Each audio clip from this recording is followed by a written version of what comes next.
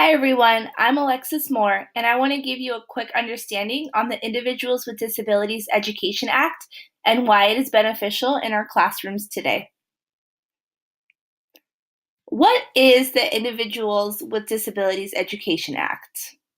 It is a federal law that provides special education services for students with disabilities, and these services continue until they graduate high school.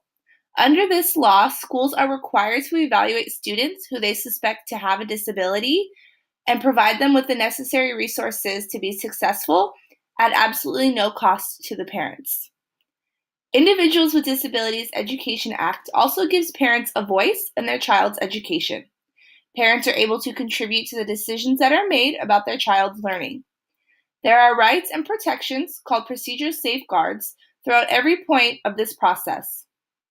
The rights protect parents and their child while also allowing them to have access to educational records at any time that is necessary. They are fully involved in meetings such as IEP meetings, and they also are given informed consent before a meeting or decision is made based on their child's learning. There are 4 parts to this act. Part A defines the terms that are included in the law.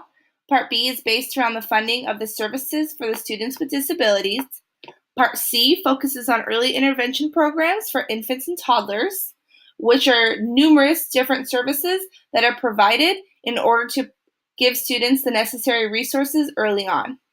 Lastly, Part D is all about making improvements. It provides teacher and parent education and trainings, allowing them to be better informed.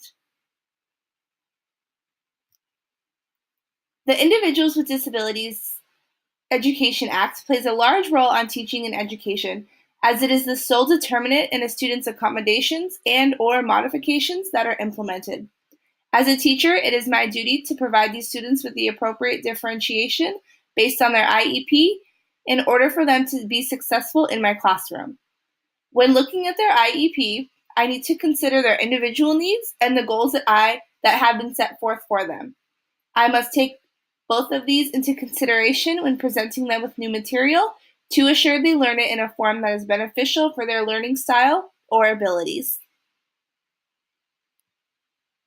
After learning about the Individuals with Disabilities Education Act, there are a few things that I will do differently in my future classroom. As an elementary teacher, it is vital that I start this process early to assure my students get the proper assistance with their education.